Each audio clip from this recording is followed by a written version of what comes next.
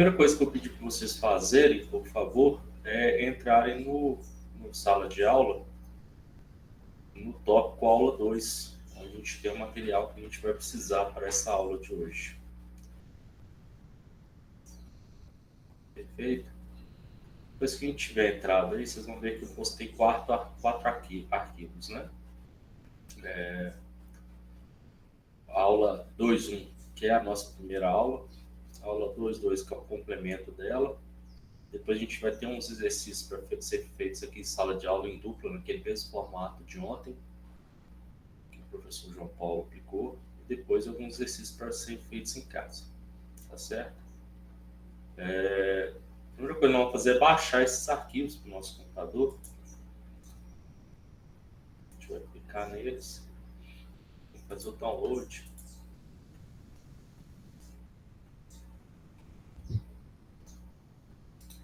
Tem uma pasta aqui.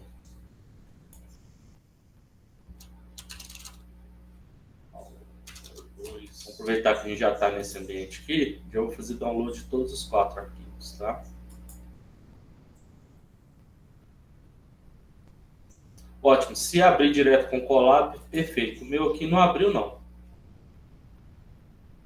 Exatamente, o João está dando a dica aí. Hoje vai ter que ser assim, bem certinho, pessoal. Se por acaso eu estiver avançando e vocês estiverem agarrados lá atrás, interrompam a aula, que a gente ajuda para poder ficar todo mundo no mesmo pé. Perfeito? Eu estou aqui baixando todos os arquivos, eu espero que vocês estejam conseguindo aí também. Ou estejam abrindo direto no Colab. E eu não consegui abrir direto no Colab. Eu acho que tem alguma coisa a ver com minha conta lá do IFMG, que ele não me permite. O Colab não está permitido pela unidade, tá? Então, eu acho que é um problema desse. Se vocês já estiverem clicando e já estiverem abrindo o Colab, melhor ainda.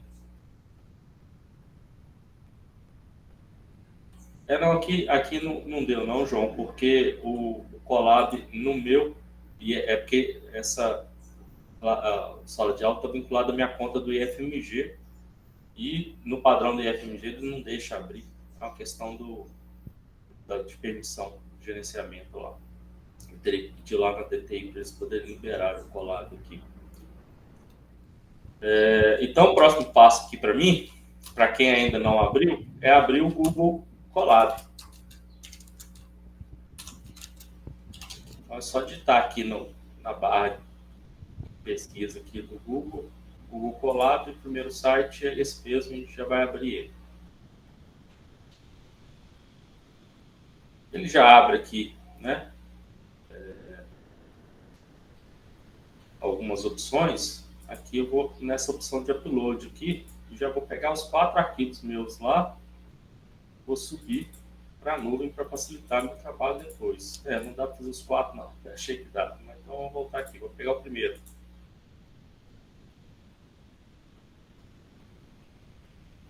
Perfeito, a gente fez o upload do primeiro arquivo, já está bom, depois a gente faz o upload do segundo. Vou tentar a letra aqui, se vocês conseguirem acompanhar. Então, pessoal, a gente vai conhecer primeiro o ambiente que vai nos ajudar a aprender Python. Esse Google Colab é uma ferramenta em que a gente que facilita muito o nosso aprendizado. Por quê? Porque a gente não precisa de instalar nada no nosso computador. A gente consegue aqui aprender sem fazer nenhuma instalação, sem fazer nenhuma configuração, e roda tudo na nuvem, diretamente lá nos servidores do Google, ou seja, o que teoricamente até economiza um pouco da nossa máquina. E mesmo que você tiver uma máquina muito simples, um desempenho bem ruim, né, uma máquina bem antiga, você vai conseguir ter um bom desempenho rodando os scripts aqui, porque você não está rodando na sua máquina, você está usando a interface web para poder acessar um servidor que está hospedado na nuvem da Google. Tá? Isso tem algumas vantagens, como eu já disse, e tem algumas desvantagens. A vantagem óbvia foi a que eu já citei, a desvantagem não está rodando na minha máquina. Se não está rodando na minha máquina, eu não consigo interagir, por exemplo, com os aplicativos que estão na minha máquina. Então, às vezes, eu queria fazer uma automação parecida com aquela que o professor João Paulo mostrou ontem usando o Selenium. No Colab já não dá para fazer aquilo tão facilmente. Já dificulta um pouco porque a gente está executando na nuvem da Google e não no computador da gente. Mas apesar dos contratempos, ainda é uma ótima opção para a gente aprender, para a gente começar e para a gente até executar muitos scripts interessantes. É bom que a gente consegue compartilhar, né, o nosso notebook com outras pessoas, consegue desenvolver em conjunto e assim por diante. Então, como já disse, é uma ferramenta oferecida pelo Google, né? A gente pode escrever código Python. Como o professor João César disse ontem, a gente consegue também mudar esse ambiente de execução, executar inclusive R aqui, né? Porque tem a opção de alterar tipo de ambiente de execução. Se quiser, a gente altera isso aqui e executa script R aqui também. Então, não é só Python que ele oferece, não, ele oferece R. Aqui ele oferece também uma outra coisa interessante, principalmente para quem no futuro quiser aprender a lidar com a inteligência artificial. A inteligência artificial roda, ela não roda na CPU, no processador do computador. Ela até roda, né? Mas ela é muito ineficiente para rodar na CPU. A eficiência está em rodar em GPU, que são as placas gráficas. E essa T4 GPU é uma placa gráfica da NVIDIA, da Data Center, né? É uma placa gráfica que normalmente não é usada para jogar joguinho em computador, é para exatamente executar esses cálculos matemáticos e estatísticos que estão associados a interfaces, às inteligências artificiais. Então, você consegue, inclusive, por um período controlado de tempo, porque se você quiser uma execução muito prolongada, a Google vai te cobrar, claro, mas você consegue, inclusive, né, executar processos em GPU aqui, usando GPU, você consegue mudar esse ambiente aqui para rodar uma GPU.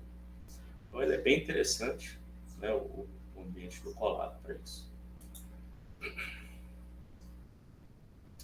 Então, a gente, baseado nas configurações do navegador, do sua conta Google, portanto, para alterar o português. Então, imagino que todo mundo esteja conseguindo ver o Google Colab em português aí. Né? Ontem o professor João Paulo estava em inglês, porque o computador dele provavelmente está configurado para o idioma inglês. E agora a gente começa aqui, o que é um notebook? A gente viu que o notebook é um arquivo, simplesmente um arquivo que esse ambiente lê. A gente acabou de baixar alguns arquivos para o computador, né? Eu baixei aqui. Ele é um arquivo IPNB, IPYNB. Normalmente os arquivos Python puro é .py, a extensão dele. No caso do notebook, ele tem essa extensão particular, IPYNB, né? E nele a gente consegue misturar código Python com texto. Isso é muito interessante para a gente poder fazer várias coisas. Eu acho que o maior potencial realmente é para aprendizagem, sabe? Para poder você conseguir, por exemplo, separar seu código em pedaços e você conseguir acompanhar exatamente o que cada pedaço está executando. Né? Isso é muito interessante. Então, o notebook é isso, a gente está com um aberto aqui, se a gente quiser, a gente pode criar novos, pode, né, renomear, vincular o Google Colab ao Google Drive, por exemplo, a gente consegue fazer isso. Aqui, por exemplo, eu consigo vincular minha conta no Google Drive, montar um Google Drive para ter mais espaço em disco.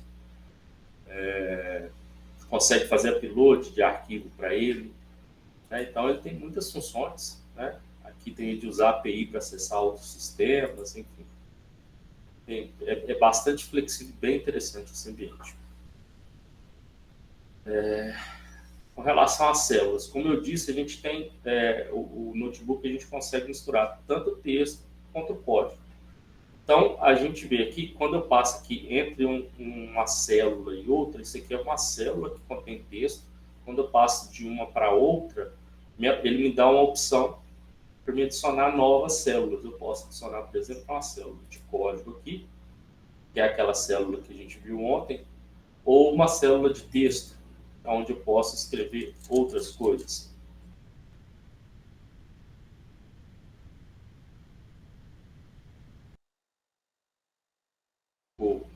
Colab, ele usa um formato, um estilo de formatação de texto que chama Markdown. Esse Markdown é uma linguagem de marcação, assim como o HTML também é uma linguagem de marcação, mas ele é mais simplificado. Então, quando você quer um texto marcado em itálico, você coloca o asterisco de um lado para o outro dele e ele fica em itálico. Quando você quer negrito, você coloca 2 asteriscos e ele fica negrito, como vocês podem ver aqui. Se você colocar 3 asteriscos, ele vai ficar itálico e em asteriscos. E assim por diante. Então, assim, para título, a gente coloca um jogo da velha antes, né?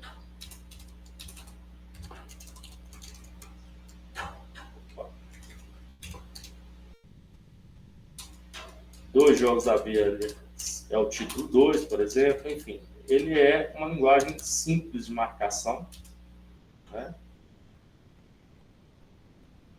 E a gente consegue fazer essas formatações. A gente vai ver aqui também que se você não souber a linguagem de marcação, ele consegue aqui te ajudar, ó, alterar o nível do cabeçalho. Então, se colocar aqui só título e clicar aqui, tá vendo que ele já coloca ele na frente. Se eu quiser que seja negrito, eu já marco, ele já coloca os 2 asteriscos, né? Se eu quiser formatar aquele texto como um código, eu coloco aqui, inserir um link, inserir uma imagem, enfim. Ele tem as formatações aqui também. Outra coisa que é interessante são os itens, né?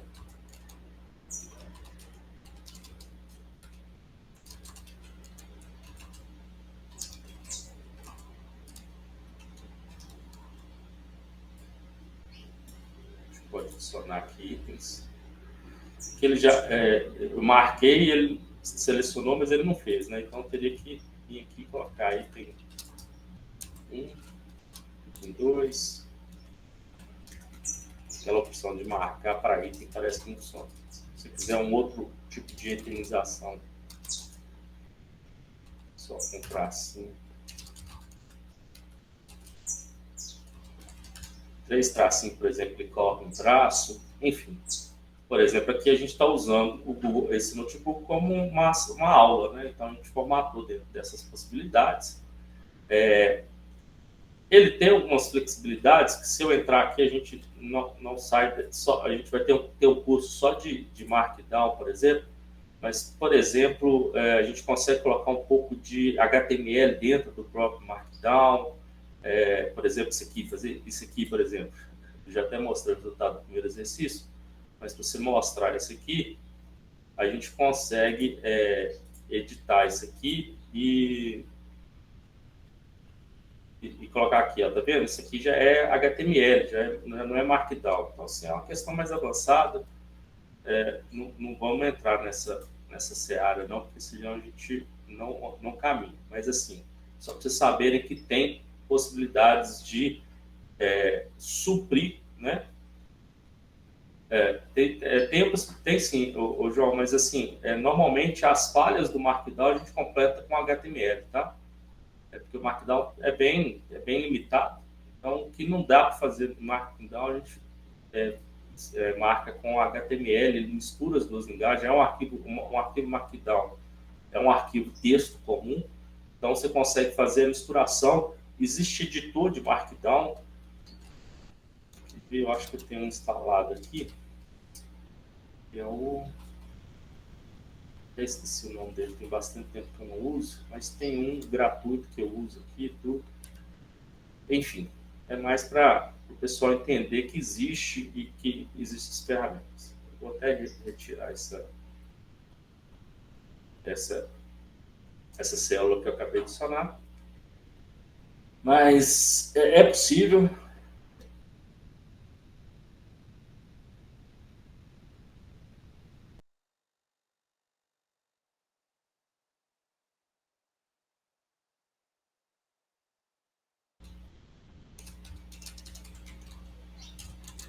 Enfim, é um editorzinho de Markdown, mas no fundo, qualquer editor de texto resolve o problema se você saber a marcação que você tem que usar.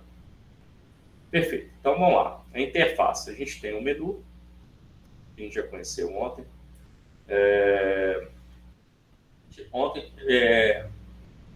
pedir para vocês desabilitarem, né? Não sei se vocês viram onde que eu fui, aqui na engrenagemzinha aqui. Então, como a gente está aprendendo a linguagem, como as IAs hoje estão muito avançadas, e é perigoso você queimar umas etapas aí e não aprender realmente o que está acontecendo. Então, o ideal é que vocês desabilitem, né, a ocultar os recursos de IA generativo com consentimento, pelo menos durante o curso. Depois vocês podem habilitar.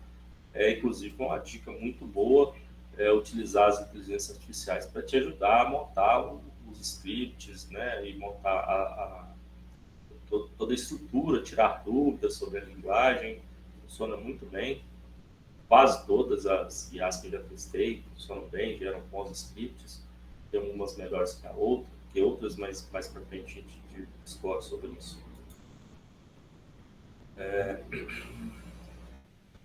Tem essa barra lateral, que eu comecei a falar sobre ela, que é onde a gente consegue fazer upload de arquivo, conectar com o Google Drive, né, exibir ou não arquivo oculto, né, nessa questão aqui, fazer um refresh. Então, se eu quero, por exemplo, subir um arquivo, um Excel, por exemplo, para a gente poder processar esse Excel aqui dentro, eu posso subir por aqui, né? Tem essas variáveis que a gente pode definir aqui. Aqui é mais para debugar, né, o código, a gente consegue entender o que cada coisa está fazendo. Como os nossos códigos vão ser bem simples, porque é bem inicial, a gente provavelmente não vai usar essa ferramenta. Tem a questão, né, do editor de localizar e substituir. E aqui tem o índice, né, do nosso arquivo. Aqui embaixo a gente consegue abrir outras opções, o que a gente chama de snippets do código. São opções mais avançadas, a gente não vou discorrer sobre isso não, mas são pequenos códigos que a gente pode ajudar para nos auxiliar durante a execução desse notebook.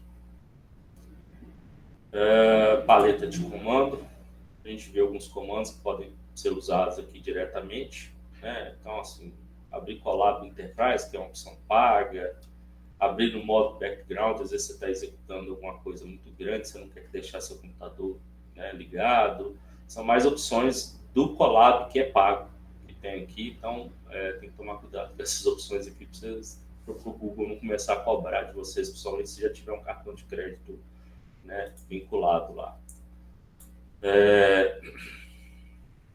Tá vendo que essa última opção ele nem me dá, né? Tem que ter o Colab Pro. Ele nem deixa eu clicar. Não, obrigado, não vamos pagar agora não, a gente não precisa de pagar para fazer esse curso.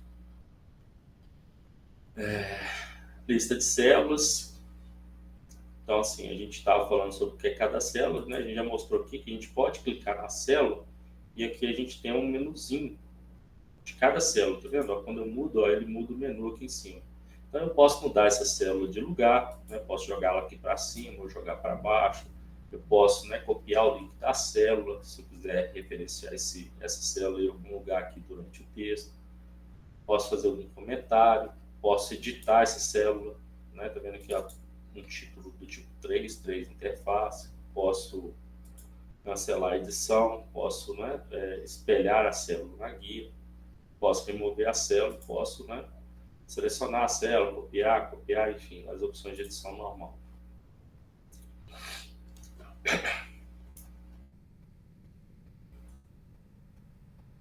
Então vamos começar a usar realmente, né, a nossa célula, o nosso notebook.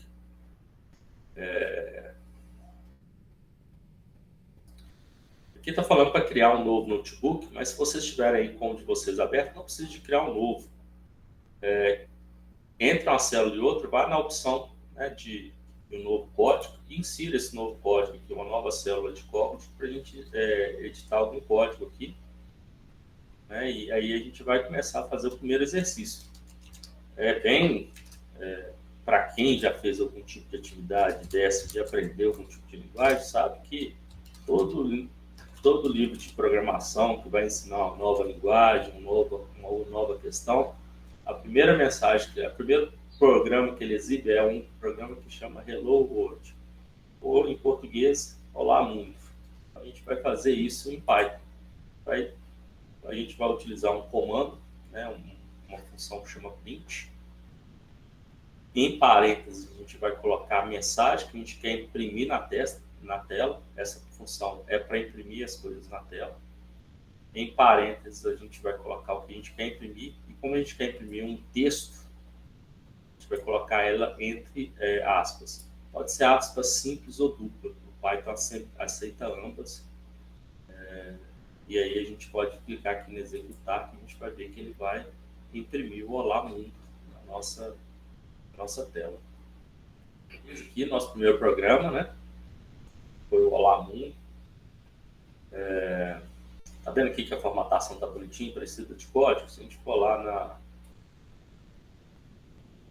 na execução, a gente vai ver que a gente abriu aqui um código, né? A gente usou essa formatação aqui, ó. E aí tudo que tiver aqui dentro vira um código. Fica a formatação de código. Enfim, aqui você digita qual linguagem que o código está escrito e digita o código que você quiser. Esse aqui é um código que vocês vão entender mais para frente, mas só para mostrar mesmo. Por exemplo, clicar aqui, essa com o Markdown, né, que a gente estava falando dele mais antes. Aí ficou aqui o meu códigozinho. Então agora a gente vai desenvolver primeiro um outro exercício que é bom dia, servidor público. Vocês, eu já até mostrei essa resolução aqui, né? Mas eu preciso que vocês executem isso aí. Vamos ver se todo mundo entendeu a função print, como é que ela funciona. A gente pode, né, muito bem agora, querer limpar essa saída aqui, a saída do comando, para poder não ficar exibindo, né, no código. Então, como é que a gente faz para limpar essa saída aqui? Está vendo aqui que tem duas saídas já exibindo aqui, né? A gente pode clicar com o botão direito em cima dela e mandar limpar a saída. Ela some. Se eu clicar em executar de novo, vai voltar a aparecer. E tem uma opção aqui, vou editar, que é a última opção aqui, que é limpar todas as saídas. Quando eu clico aqui, ele limpa todas as saídas. Ele limpou essa e limpou lá de cima também, que eu tinha deixado de propósito. Ok?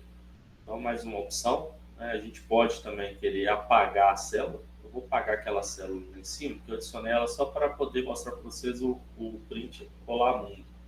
Então, a gente pode clicar nela aqui. Como eu já tinha falado, tem a opção aqui de apagar. Vou excluir ela. E ela sumiu. Agora meu arquivo voltou para o original, como ele estava lá no início da aula.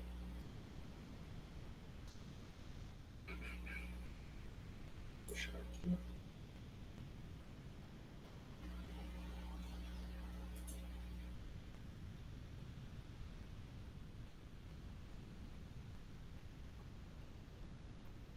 Então, assim, como a gente encontra erro no debug, né? Assim, o Python, ele, toda vez que você tenta executar um código que não está conforme as regras dele, ele vai lançar um erro. E aí esse erro pode ser por diversos problemas. Né? A gente está falando aqui, por exemplo, nesse primeiro exemplo aqui, alguém consegue me dizer por que esse código está com erro? Faltam aspas. Faltando a aspas, né? A gente não fechou aspas, então ele vai dar erro esse código. Então, se eu adicionar aqui um código, copiar isso aqui e colar, executar, ele vai me dar um erro. Já até aqui, ó, já sublinhou tudo, falando que está errado. Então, ele vai me dar uma mensagem, normalmente em inglês, né? Está com erro de sintaxe. Ele está falando aqui que não consegue, né, determinar a literal string detectada na linha 1. Então, as mensagens não são muito, como vou dizer, humanas, elas são meio esquisitas mesmo. Muitas vezes eu, no meu dia a dia, como programador, que eu trabalho como analista de TI no IFMG, eu pego essas mensagens, muitas vezes, quando elas são muito extensas, muito grandes, e jogo ela no IA para IA me dizer o que está acontecendo de errado. Então, é uma prática que eu recomendo que vocês façam também, quando vocês estiverem muito perdidos, vá lá e pergunta para a IA o que está acontecendo no meu código que não está acontecendo, que não está rodando. mas ele dá umas dicas, né? Ele tem, você vai pegando com o tempo algumas coisas. Erro de sintaxe, você fala assim, opa, está faltando uma aspas, está faltando uma outra questão de sintaxe. Fica mais fácil a gente começar a entender. Se eu executar aqui agora, coloquei a aspas, ele executou bonitinho. Então a gente viu aqui que deu erro, né? A gente viu que é o erro de sintaxe, né? Então a gente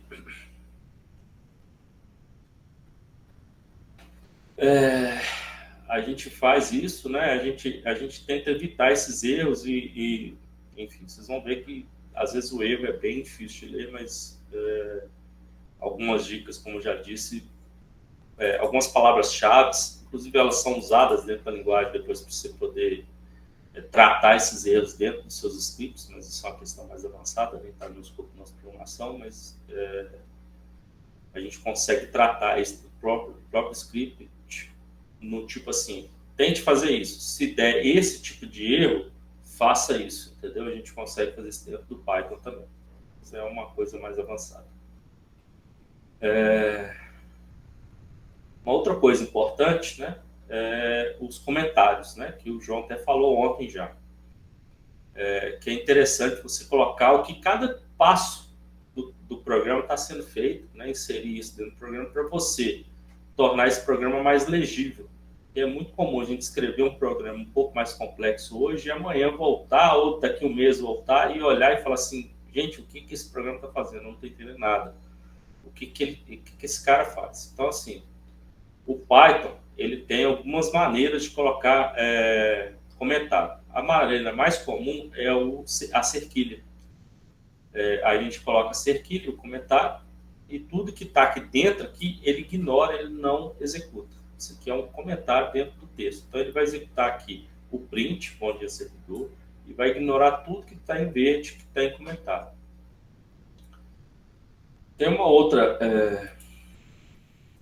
forma de comentário também, que é você colocar aspas triplas. Você coloca ela 3 aspas, e aí você consegue escrever sem ter que ficar fazendo isso. Isso é um outro tipo de comentário no Python também, que é mais usual quando você quer descrever mais textos também, né? Igual aqui a gente poderia ter usado esse tipo de aspas.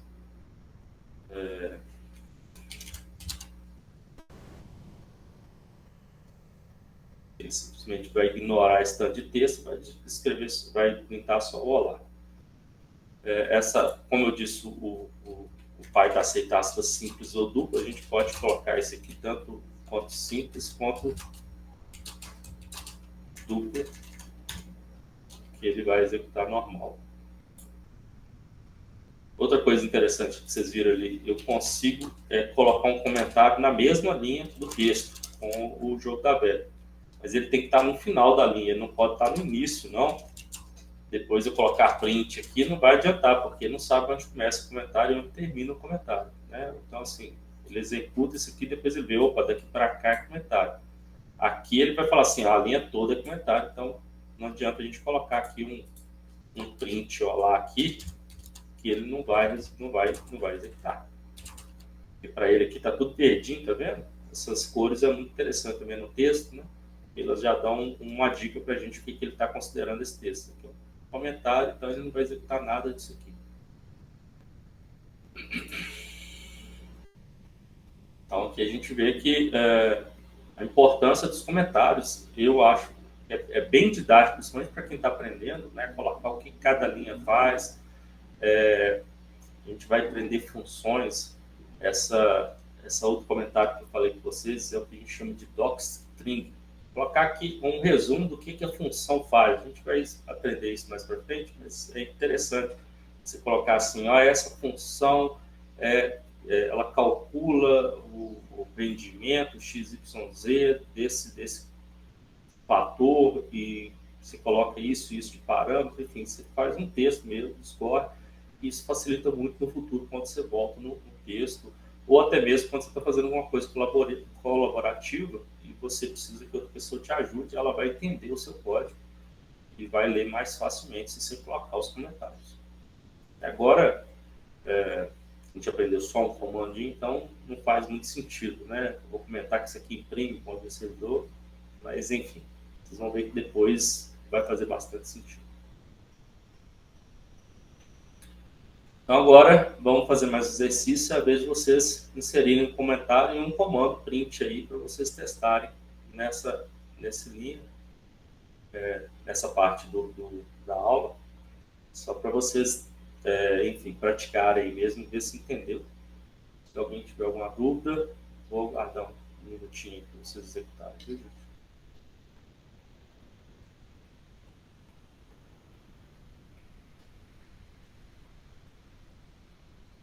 Não é minha professor não, mas como que a boca fica seca quando a gente fala demais.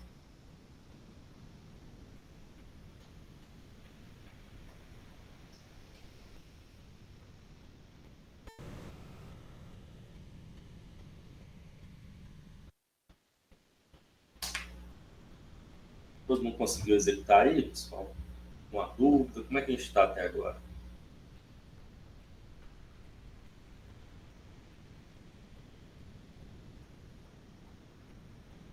Marcelo, Daniana, tudo certo, Rodrigo.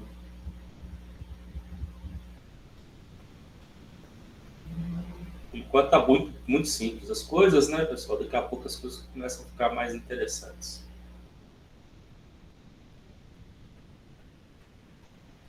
Ótimo. Então, vou passar para o próximo tópico, que é um tópico muito importante no Python.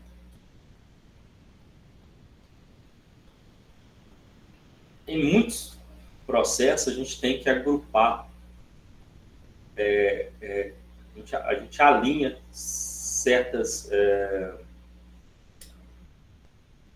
linhas de código, né? A gente pega aquilo ali e agrupa aquilo ali para executar junto, ou para executar num bloco de código. A gente vai ver essas estruturas mais para frente, né?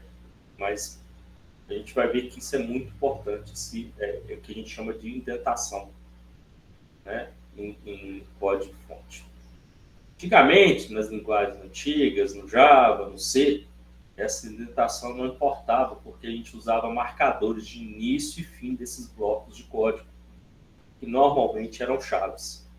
A gente abria uma chave aqui, fechava a chave lá e demarcava aquele bloco de código. No Python, a indentação é fundamental, porque a gente não tem esses marcadores de início e fim de bloco de código.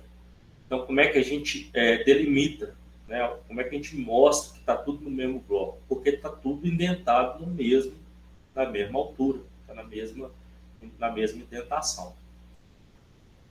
Então, um código desse daqui, por exemplo, que está indentado aqui e aqui está com espaço na frente, ele não vai executar, ele vai dar erro, porque vai dar erro de indentação. A gente pode até copiar isso aqui, colar ali embaixo, para a gente poder já ver qual erro que vai dar, até porque a gente já estava falando de erro ali, ó. Vem aqui, ó, ele já marcou de vermelho para mim, ó, tem uma coisa errada. Vamos executar qual erro que vai dar. Aqui, ó. Dentro está indentation errou, né? Então já está dando aqui, ó, está dando erro de indentação. Né? O que está acontecendo? Esse código aqui não está indentado com os outros. Se a gente tira esse espaço da frente, opa, já começa a funcionar o nosso código. Então, essa indentação, ela é muito importante ser observada no Python, né, esses espaços antes de começar cada linha, porque é assim que a gente define blocos de código dentro do programa. Agora não faz muito sentido, porque vocês ainda não aprenderam algumas funções mais avançadas que vão ter nas próximas aulas. Vocês vão entender no futuro por que a gente coloca esses códigos em bloco, né, separados. Então, o primeiro bloco que a gente tem está na raiz, vamos dizer assim, do arquivo, então ele não tem espaço na frente.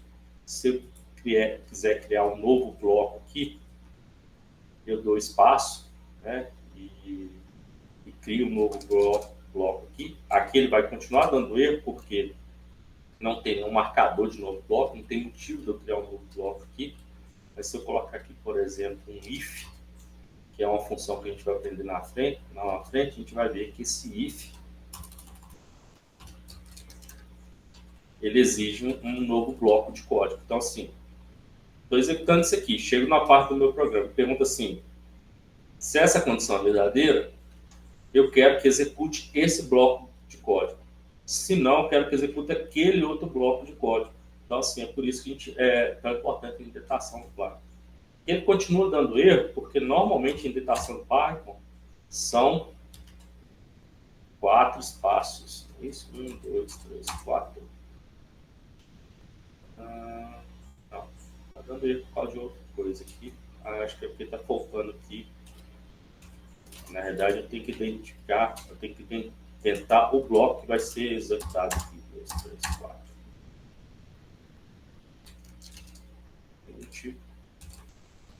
Verdade. Else.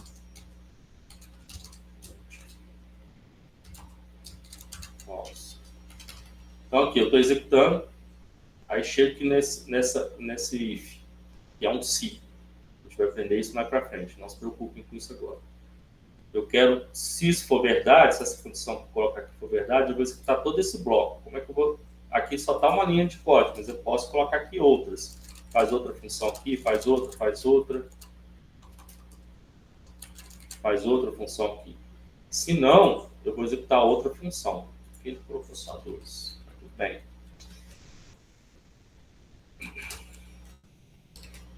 Então, assim, essa indentação ela é muito importante no Python.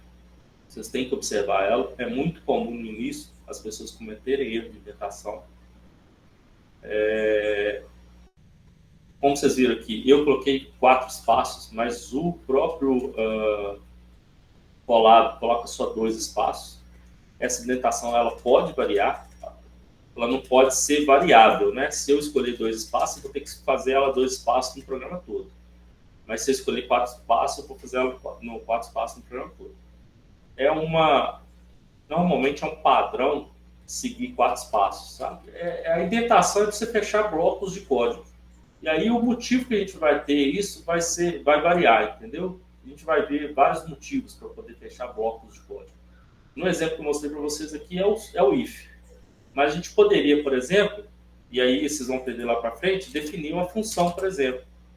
Uma função soma, por exemplo. Recebe 2 parâmetros, o A e o B, e retorna 1, 2, 3, 4. Aí eu vou executar aqui, ó, tá vendo? Fiz indentação. 1, 2, 3, 4. E eu vou retornar, quando eu usar essa função, o A mais B. Então, assim, tudo que eu fizer dentro dessa função aqui vai ser executado quando eu sumir. Então, aqui eu estou fechando um bloco de código aqui que eu quero que executa toda vez que eu chamar essa função soma. Tá? Isso é um outro exemplo. Tem a função do if, tem os laços de repetição, que a gente vai aprender também, o for, o while, tudo isso. Ó. Enquanto isso for verdadeiro, eu quero que execute esse bloco de código e vai estar todo ele indentado ali. Né? Então, essa hierarquia, essa indentação que é importante vocês entenderem e prestar muita atenção em função de erros. Normalmente, quem está começando a aprender o Python erra muito isso. Então, observem isso, não desesperem. Quando aparecer um erro de indentação, procurem o porquê que está dando erro. Perfeito? Vai fazer mais sentido à medida que o curso for passando, os erros vão aparecendo, depois a gente vai entender isso melhor. Agora, para finalizar a aula, a gente vai usar o Python como uma calculadora. Né? Vai entender as operações básicas que o Python faz. Né? Adição, subtração, multiplicação, divisão inteira, o módulo e a potenciação. Então, assim, adição A mais B, 35 mais 3, 48. Subtração também, né? Básica, 25 menos 7, 18. Multiplicação 11 vezes 3, 143. A divisão, 39 por 5. A gente vai ver que ele vai dar um resultado quebrado, né? Um ponto que a gente chama de ponto flutuante. Né? Aqui a gente tem 2 números inteiros e aqui a gente tem um número que não é inteiro, mas ele está com um ponto aqui que está quebrado. Qual que é a diferença da divisão para a divisão inteira? Ele retorna um inteiro aqui, independente do resultado. Mesmo que a divisão não seja, né, certinha, ele vai retornar só a parte inteira da divisão. Você viu que ele não arredondou para 8. Ele retornou a parte inteira da divisão, que é o 7. Não foi um arredondamento que ele fez, ele só retorna a parte inteira da divisão. O módulo é o resto da divisão, né? 39 dividido por 4, o resultado é 4. Na realidade, é o que restou, né, da divisão, exato. Né? E a potenciação, né, 2 elevado a 3, que dá 8. São os códigos básicos, né? Print, a gente não colocou aspas, ele vai executar essa operação e vai imprimir o resultado, né? Agora, se a gente colocar aqui aspas, aqui, ele vai imprimir 35 mais 3, 35, então aqui.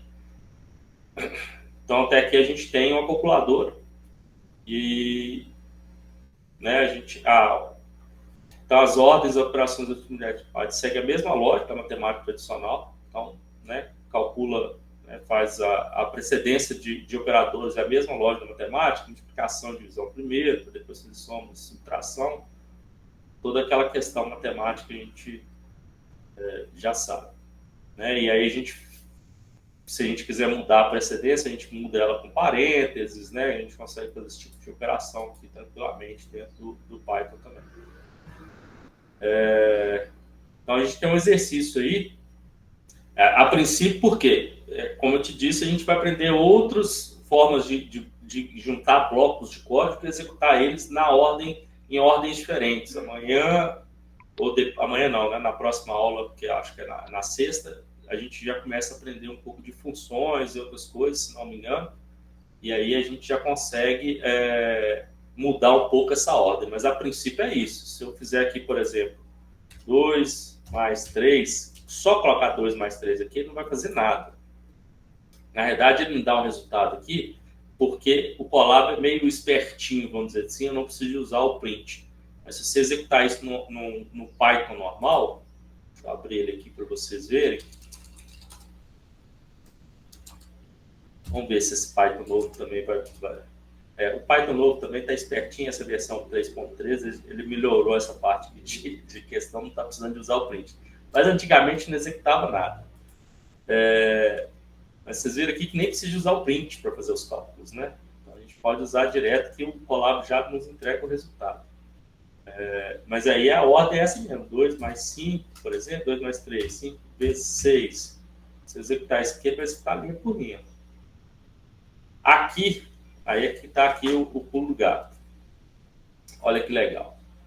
Como eu coloquei aqui 2 mais 3 e 5 vezes 6, ele executou essa primeira linha primeiro, depois executou a última linha. E o último resultado só que ele mostrou.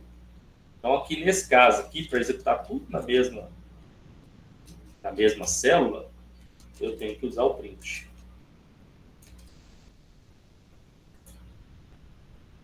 Para ele poder executar para mim as duas coisas. Senão ele vai me executar só a última linha que ele vai me exibir aqui. Mas tá aqui. Na realidade é muito legal, né? Então, o operador realiza uma operação de bit a bit. É um ou exclusivo ou um XOR.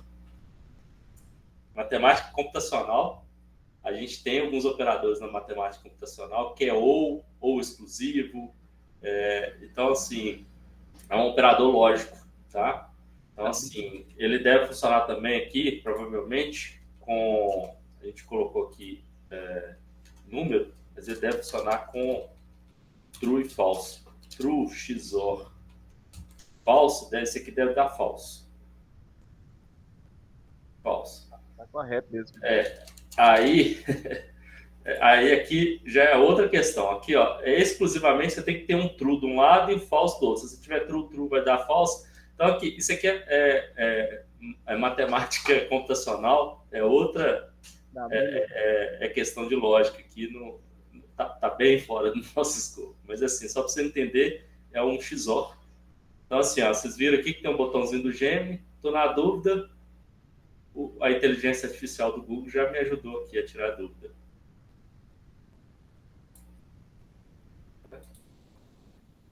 Vou fechar aqui.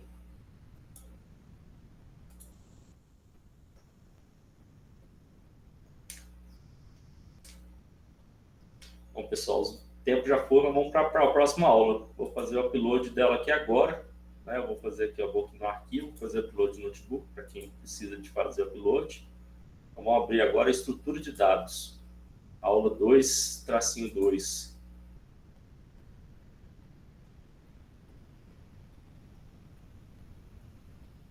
No print, quando a gente digita o print, né, 2 dividido por 3, por exemplo. Acho que 2 dividido por 3 vai dar pouco casa decimal.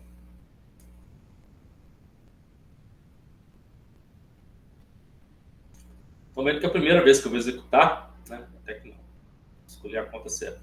Ele demora um pouco para executar, porque ele está conectando numa máquina virtual que está rodando lá no servidor do Google. Está aqui, inclusive ele te mostra quanto de RAM você tem, quanto de disco você tem.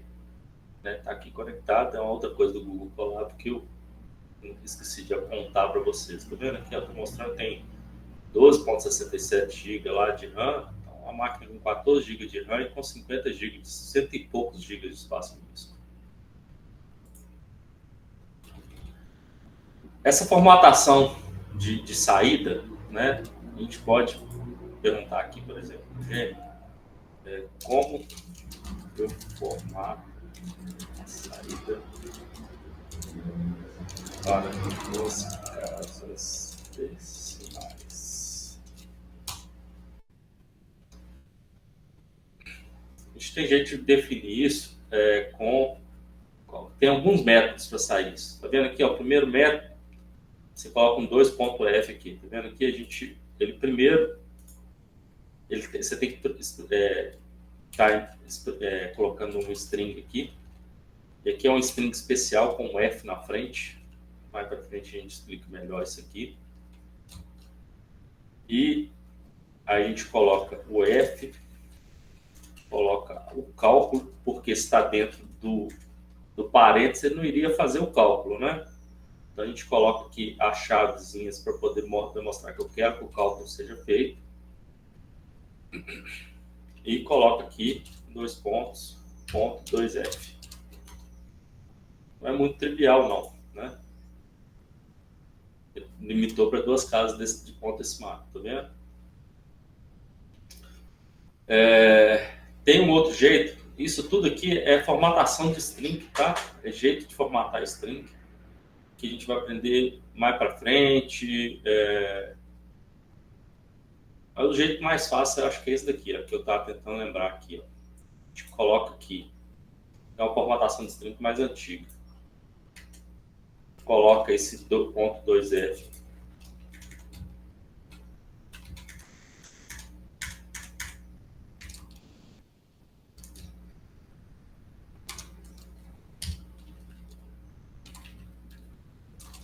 Coloca essa porcentagem e fala qual que é o número. Deu erro. Por que deu erro? Ah, tá, porque a variável número não existe, né? Eu estou usando uma variável aqui que não existe. Então, aqui eu tenho que definir ela antes. Número é igual a 2 dividido por 3. E aí aqui provavelmente vai dar 0,667. Não é trivial, mas se a gente quiser 3 pontos flutuantes na cada decimal, a gente coloca 3 aqui. Tá vendo? Ele coloca 3. Então, assim, tem um pouco a ver com o que a gente vai ver agora, tá? Que é as estruturas. Então, a gente vai falar primeiro da estrutura de dados. O que são estruturas de dados, né? Numa linguagem de programação? São, né, como o nome é sugestivo, são formas da gente estruturar os dados dentro dessa linguagem de programação. A gente já viu algumas estruturas, sem você saber que eram estruturas, né? Uma delas são os números, né? A gente tem números inteiros. Outra forma foi as strings, que são os caracteres, né? Que são os nossos literais dentro do programa. A gente já viu que se colocar entre aspas simples ou dupla, ele entende aquilo como um literal, como um string. Temos também o que a gente chama de ponto flutuante, né? Que é o float, que são os números que não são inteiros, né? Possuem casas decimais nele. Tem um outro que chama booleano, que a gente usa muito booleano para poder fazer condicional, para poder fazer os nossos blocos de controle, que é o true e false. A gente tem listas de números, né? A gente pode organizar nossos números, nossos objetos. Isso é um conceito importante que eu acabei de lembrar aqui. No Python, tudo que tem dentro no Python é um objeto. Então, um 10 é um objeto, um olá, entre aspas, é um outro objeto, um 3.14 é um outro objeto. E a gente pode entender objetos como... deixa eu pensar um exemplo aqui. Bom, a gente tem uma caixa de brinquedo. Essa caixa de brinquedo é a nossa memória do computador, perfeito? Lá dentro você tem vários objetos, você tem um carrinho, você tem um boneco, e cada um desses é um objeto, né?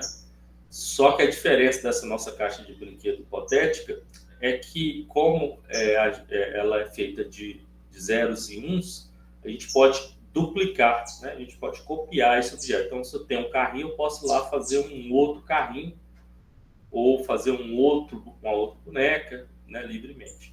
Cada objeto desse tem as suas propriedades, né? Um carrinho consegue empurrar ele, uma boneca você consegue brincar com ela, enfim. Você tem as propriedades. Então, basicamente, nessa relação que eu estou querendo estabelecer aqui, que um número, ele tem a propriedade dele, ele pode ser acrescido de outro número, pode ser subtraído de outro número, né? Um olá, ele tem várias operações que você pode fazer. Às vezes você quer extrair uma parte do texto, você quer extrair só o meio do texto, às vezes você quer tirar um espaço que está sobrando, às vezes você quer fazer transformar essa letra maiúscula em uma minúscula, transformar todas essas letras em maiúsculas. Então você tem várias operações que você pode fazer com esse olá. É um ambiente, um float, você pode fazer cálculos com eles, né? Uma variável booleana, você pode verificar se ela é verdadeira ou falsa, e usar condicionais nela, né? E a gente tem também a tupla, que são sequências ordenadas e imutáveis de itens. É um pouco parecido com a lista, só que a lista você consegue alterar a ordem dela. A tupla não. E tem o dicionário, que é um conjunto de pares chave e valor, onde cada chave está associada a um valor, né? Aqui a gente tem um exemplo. A chave nome contém o valor Ana e a chave idade contém o valor 25. Então, esse dicionário de dados aqui, é uma estrutura de dados dentro do Python, ele é um dicionário de dados que provavelmente descreve a idade da Ana, né? Tem o nome dela e tem a idade dela. E aqui vem aquela questão que eu estava falando, da questão dos objetos. A gente tem algumas funções que a gente chama de built-in, que é construída no C do Python. Por exemplo, o print é um exemplo dela. Então, a gente consegue imprimir vários tipos de objetos, né, na tela. A gente consegue imprimir uma lista, consegue imprimir uma tupla, consegue imprimir um dicionário, consegue imprimir um inteiro, a gente viu lá. A gente consegue imprimir um inteiro, consegue imprimir um string. E tem, além desses métodos built-ins, tem uns métodos que são associados aos objetos diretamente. Então, assim, o print é mais geral. Então, tem, além do print, você tem alguns métodos que são associados aos objetos. Vai ficar mais claro assim que eu começar a programar aqui e mostrar código para vocês. Eu vou fazer isso aqui agora, para tentar ficar mais claro. Então, um 10 é um objeto. Se quiser aqui mandar executar, ele vai só me mostrar o 10 para mim. Então, eu tenho uma função built-in, que ela a gente chama built-in, mas ela é uma função entranhada, construída dentro do Python, que é o print, e ela vai executar o print desse objeto. E aí, como eu disse, a gente pode colocar vários outros objetos por aqui dentro. A lista, ela é delimitada por colchetes. Então, eu posso usar a lista aqui, de números, e posso mandar imprimir essa lista. Ele vai imprimir a lista para mim. A tupla é parênteses. Eu posso imprimir essa tupla também. Então, assim, você tem vários tipos de objetos aqui, de estruturas de dados, que você pode usar um método aqui para poder fazer. Uma outra função built-in aqui, para dar um outro exemplo para vocês, além do print, tem esse len. que é o tamanho. Ele me fala o tamanho do objeto que eu estou passando para ele como parâmetro, como referência aqui dentro. Então, qual que é o tamanho dessa tupla minha? É 3, são 3 elementos que eu tenho dentro dela. Né? Se eu fizer também o tamanho dessa lista aqui, esse está ficando um pouco pequeno, também é 3. Se eu adicionar aqui no primeiro, então vocês aprenderam agora um novo função interna do Python que chama len, e a gente tem outras, tá? Se vocês forem no Gemini e perguntar quais são os métodos built-in built-in construído internamente do Python, vocês vão ver que ele vai dar uma lista grande e tem outras também. Tem sum, por exemplo, a gente pode somar todos os ambientes, os objetos dessa lista aqui. Né? Então ele somou aqui 1, mais 2, mais 3, mais 4, me retornou o valor, que é 10. Né? E, enfim, tem outros exemplos aí para vocês verem. Além disso, a gente tem as propriedades e métodos que são inerentes do objeto, ou seja, o objeto, e aí são específicos para aqueles objetos. A gente viu que o len ele executa para qualquer objeto, o print também. Eventualmente vai ter um ou outro que ele não consegue executar, ele vai dar erro, mas no geral são funções que executam para qualquer tipo de objeto, qualquer estrutura de dados. Mas além disso, você tem estruturas de dados que têm propriedades que são naturais dele. Né? Então aqui, se eu colocar um ponto aqui depois dessa lista, eu tenho alguns métodos aqui que são interessantes. Por exemplo, o append é uma função de lista, e eu já estou meio que correndo um pouco mais lá na frente, eu estou indo lá na frente, mas aqui, por exemplo, eu estou append, ele vai adicionar um item na minha lista. Então, se eu executar isso aqui, tá vendo que ele não me deu resultado nenhum? Porque eu tenho que dar print aqui. Vamos lá. Qual que é o resultado dessa operação? É nome. Vamos fazer aqui. Às vezes tem coisa aqui. Ó. Igual a.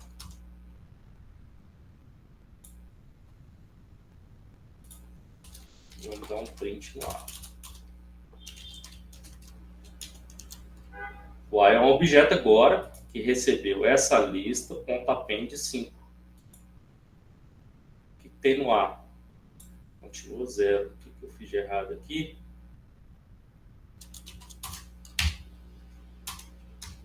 Vou fazer assim.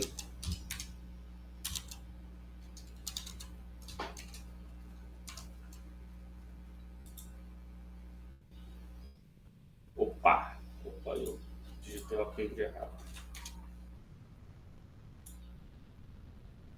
Agora funciona.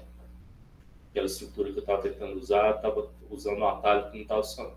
Então aqui eu criei um novo objeto, que é o A, que é uma lista do tipo. Um outro método built-in interessante é o type. Ele vai me dar qual o tipo daquele objeto. Tá vendo aqui que são vários tipos, né? E aí, eu estou na dúvida, que objeto é esse? Esse objeto A está aqui no meio do meu código, ele é o quê? Esse objeto. Então, a gente pode dar deixa eu apagar isso aqui, dar um type A aqui, que vai me falar que ele é uma lista, tá vendo? O A é uma lista. Bom, enfim. Aí aqui eu fiz uma operação com A, que é o append. Eu sei por que não estava funcionando aqui, porque quando eu faço uma operação de append aqui, eu tenho que retornar ele para algum lugar e eu estava retornando para lugar nenhum. Enfim. E aqui eu dou um print. Vamos voltar então para o... Isso aqui está muito avançado, vamos voltar lá e às vezes eu me empolgo. Vamos voltar lá para a estrutura básica. Pessoal, vamos lá, eu confundi mais do que expliquei agora, né? Então vamos voltar aqui para os atributos. Então a gente tem atributos e métodos. Né? Então, está explicando para vocês o que são atributos. Os atributos são atributos daquele objeto. Não é cada objeto tem um atributo. Né? Na nossa caixa de brinquedo imaginário, o carrinho tem um atributo de andar, a boneca tem outro atributo. Mas tem métodos que a gente estava falando que são os métodos built-in que a gente pode aplicar para todos. Por exemplo, guardar os brinquedos. Né? Esse é um método que a gente pode aplicar para todos os brinquedos, independente se é carrinho ou se é boneca. Mas algumas coisas a gente só pode aplicar para o carrinho. Então, é isso que eu estava tentando explicar, que eu acabei complicando aqui, entrando numa seara mais complicada, que é, por exemplo, quando eu pego aqui um objeto, o 5 aqui é um objeto em Python, coloco ponto, aqui o ponto não vai funcionar, porque, enfim, porque ponto ele vai achar que é um ponto de casa decimal.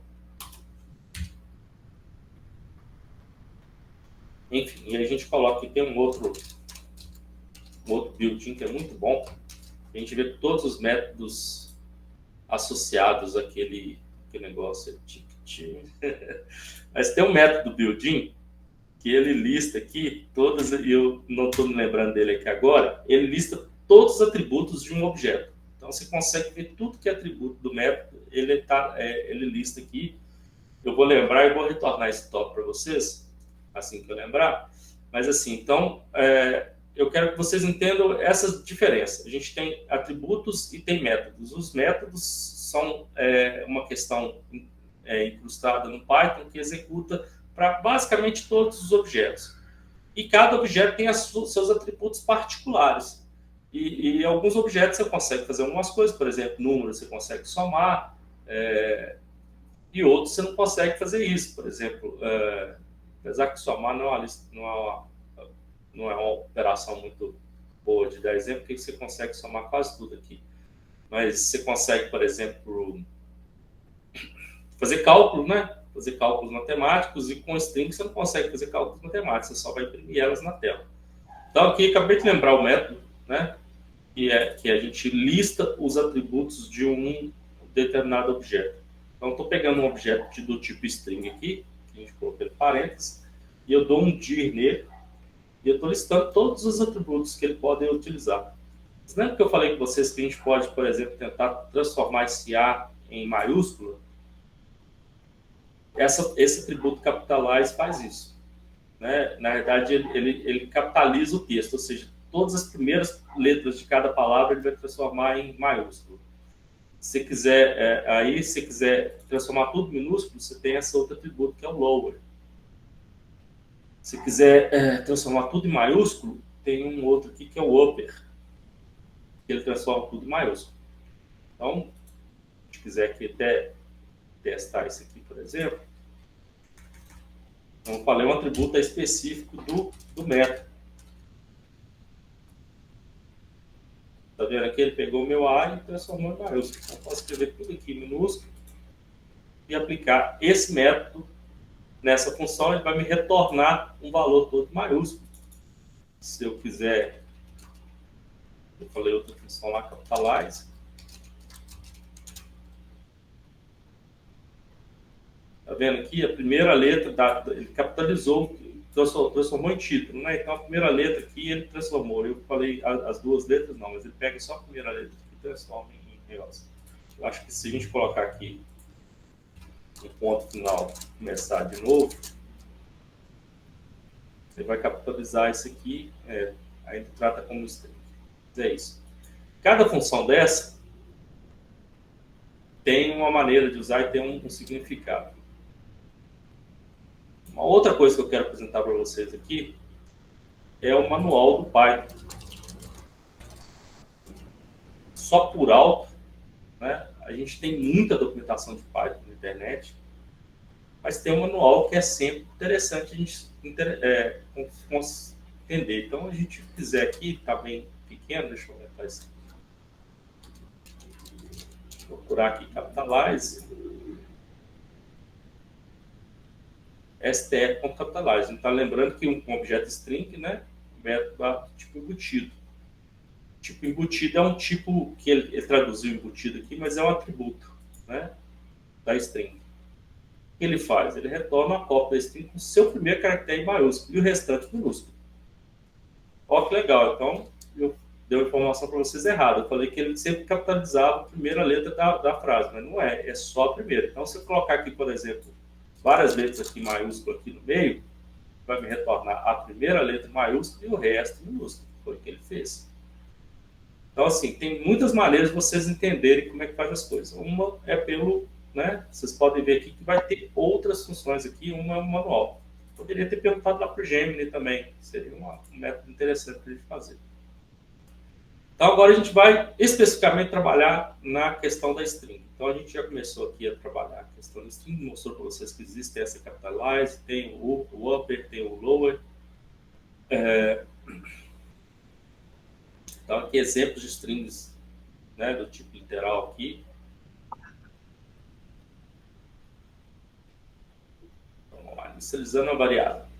Mostrei para vocês também, sem querer, né, como é que eles criam uma variável.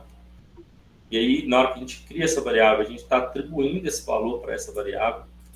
Então, a mensagem. O que é a mensagem? A mensagem é um objeto, e é exatamente esse objeto que ele está igualando aqui. Eu estou falando que mensagem é igual a bom dia servidor. Então, aqui é o símbolo de igual é lido como recebe. Então, assim, a mensagem, o objeto mensagem recebe essa string aqui. Né? Poderia fazer, por exemplo, que o número recebe esse número aqui, né? E assim por diante. Aqui a gente está lidando primeiro só com string. Aí, no caso, o valor de operador de atribuição, ele pega o valor à direita, né? Então, aqui o bom dia servidor, e atribui para esse objeto da esquerda. Ele estabelece uma associação entre eles. Então, se a gente vier aqui e der um print na mensagem, e agora a gente não precisa do parênteses, porque a gente não está imprimindo a string mensagem, está imprimindo o objeto mensagem, ele vai imprimir para a gente o que está dentro da variável mensagem, que é bom dia servidor. Se eu colocasse aqui parênteses, aspas aqui, na verdade, aspas, eu vou imprimir o quê? Vou imprimir mensagem, não vou imprimir o que está dentro do objeto mensagem. A gente viu lá que as aspas são para tornar aquilo literal. A gente não está querendo literalmente, a gente está querendo o objeto e o valor que está lá dentro dele.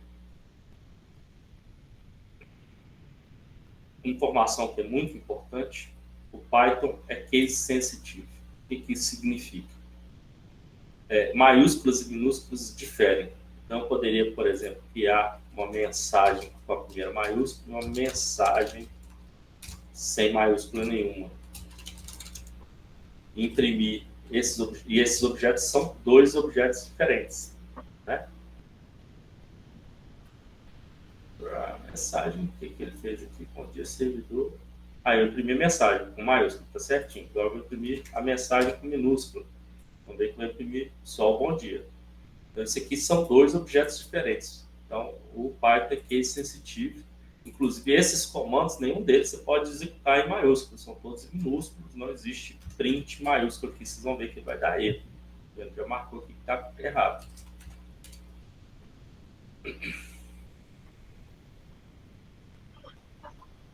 Aqui ele está falando que é a opção lá das memórias, né, das variáveis aqui, ó, ele mostra o que é cada variável, inclusive aqui, ó, aquele built-in que eu expliquei para vocês, do tipo, ele já até pôs aqui para a gente, né? Tá vendo aqui que a gente executou isso aqui?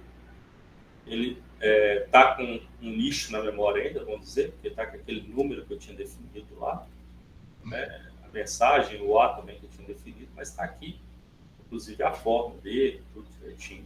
A gente poder acompanhar o que cada variável tem, o que cada uma é, o Colab tem essas ferramentas para ajudar a gente.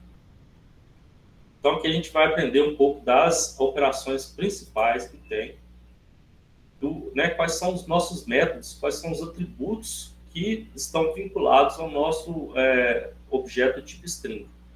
Então, eu falei para vocês que a gente pode somar duas strings, e é verdade, se a gente somar o olá mais mundo, a gente vai ter o olá mundo.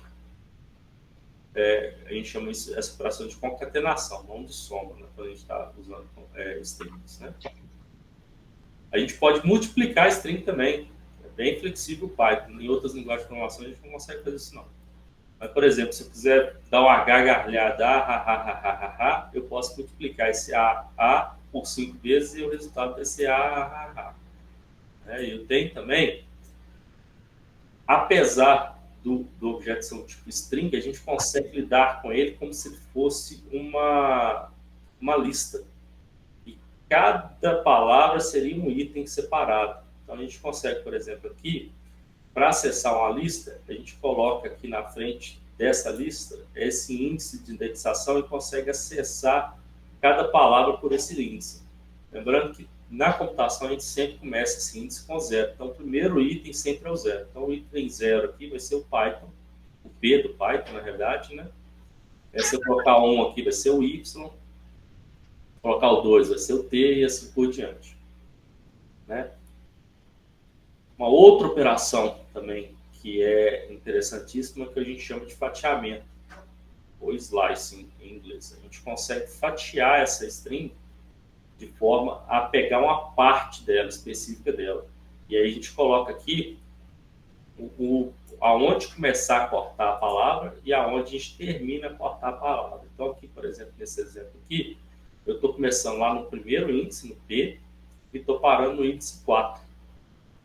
Então, o primeiro é inclusivo, o último não. Então, assim, tudo que tiver aqui vai incluir. O último não vai ser incluído. Então, vai até o anterior a ele. Então, aqui é 0, 1, 2, 3, 4. Então, o O não vai ser incluído. Até aqui eu cortei. Eu fui para cá e o resultado é PIF. É PIT, né? P-I-T-H. Pessoal, isso vai ficar mais claro e mais fácil quando vocês começarem a praticar, tá? Estou mostrando aqui por alto, mas com certeza vai ficar mais fácil depois. Deixa eu ver um pouco essa letra. Aqui é outra opção que eu mostrei para vocês. Qual que é o tamanho, né, da string? E é um método built-in, né? É um método que eu falei que está dentro lá, que normalmente executa para quase todo objeto do Python. Então, a gente executar isso para Python, qual que é o tamanho dele? São 6, ele considera numa string que cada caractere é um tamanho. Então, o Python são 6 caracteres, então ele vai dar o valor 6. Função upper, Python, tudo maiúsculo. Função lower, tudo minúsculo. Tem umas perguntas que você pode fazer também, né? Começa com P, a resposta é true. Termina com N, a resposta é true. Então, assim, esse é um outro atributo que a gente viu lá. Até quando eu dei um dir lá no objeto A, a gente tinha essas funções lá também. E aqui no manual também, a gente vai achar ela também, start, if, aqui a gente tem todas as listas, né? Todas as questões.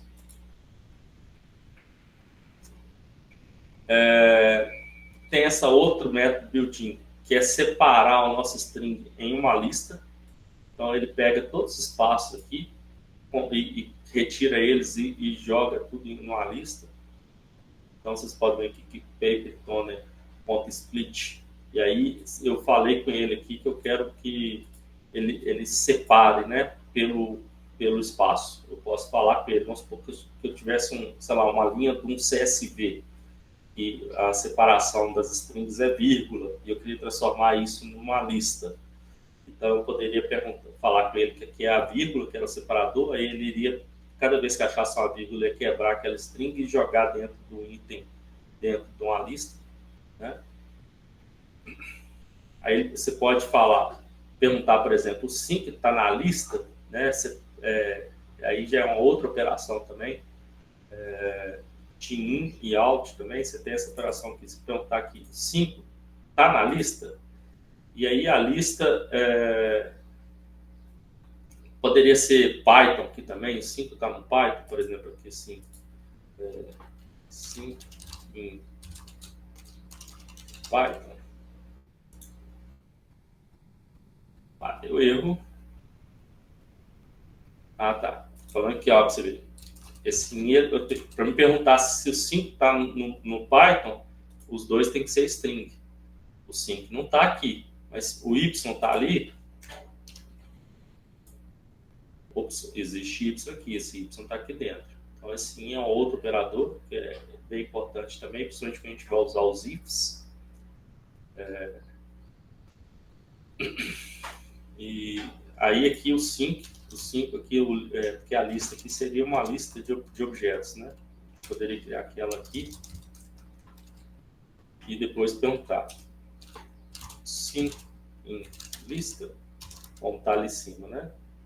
Vai ver que a lista não está falsa, né? Porque a gente tem o item 1, 2 e 3. Tá vendo aqui do lado que ele está né? Mudando aqui, agora eu já tenho um objeto lista aqui, que é uma lista de 3 itens, tá vendo?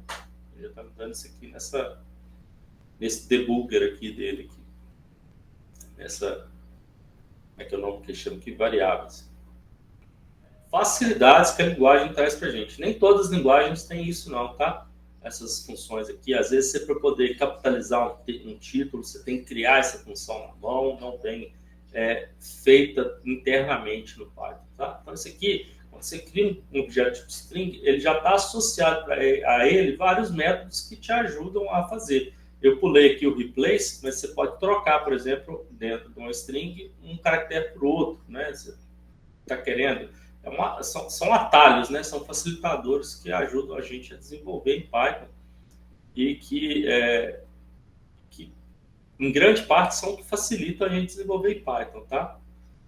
Além da facilidade da linguagem, né? Isso aqui não é muito usual em linguagens, principalmente mais antigas, existir essas funções aqui built-in, assim, você esse tanto de operação com string.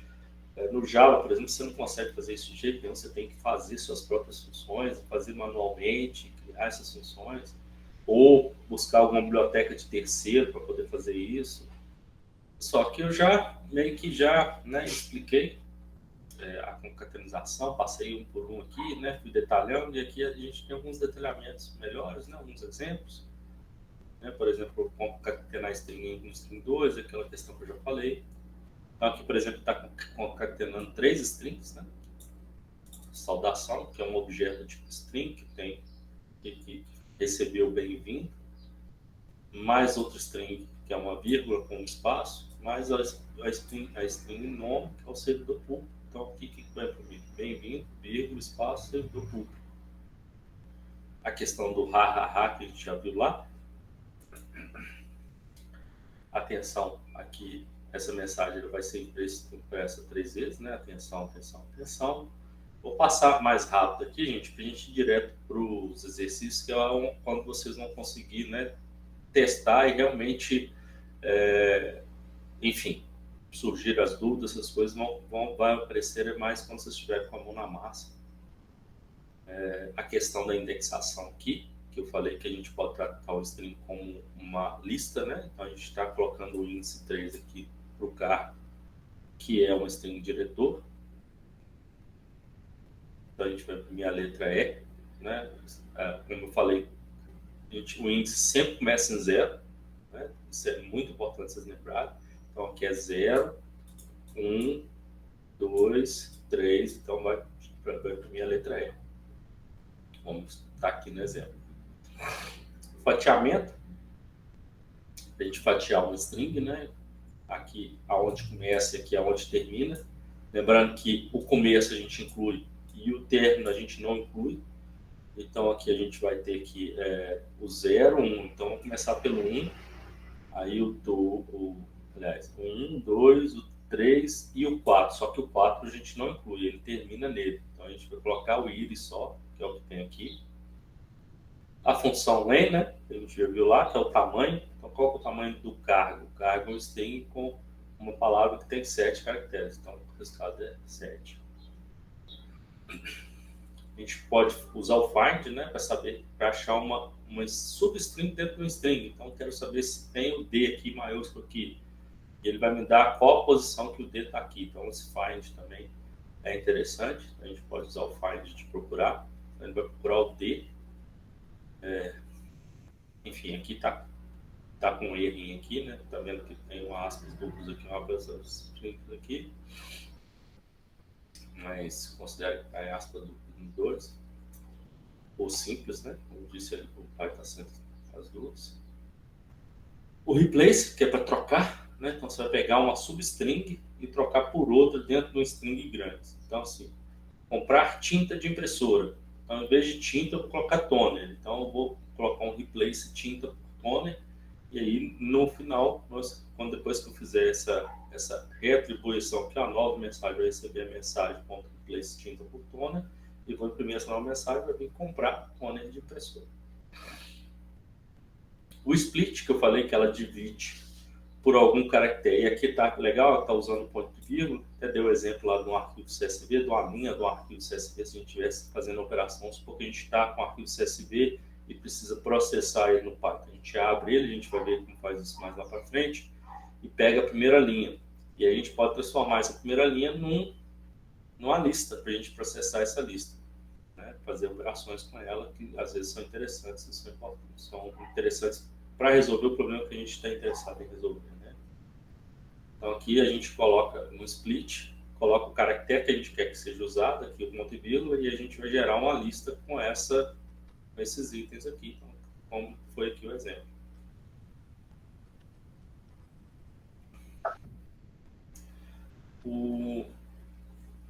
Alguma dúvida aí, pessoal? Como é que tá? Tá tudo tranquilo aí?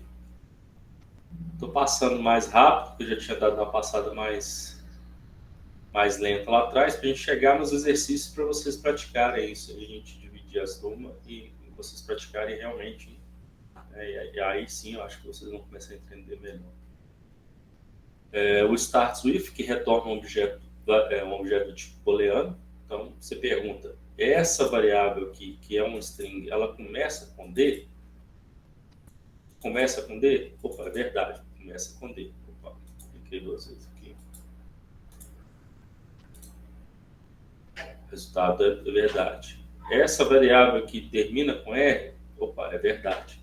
Se eu perguntar se essa variável termina com R, opa, ele ia retornar falso aqui pra gente. Se aqui eu tivesse perguntado D minúsculo, ele teria retornado falso também, tá, gente? Como a gente explicou lá atrás, o Python é case sensitivo, né? Ele é sensível ao case. O case é C maiúsculo ou minúsculo. Então, se a gente tivesse perguntado D aqui, a gente teria tranquilo, João César.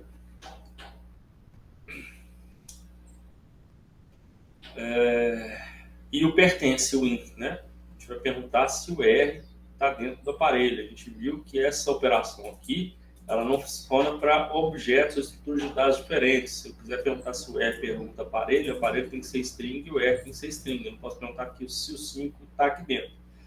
Agora, se o aparelho fosse uma lista de itens, e essa lista de itens ela pode ser uma lista mista, ela pode ter números e letras, aí a gente poderia usar o in, né? Depois vocês podem tentar fazer um exemplo disso também.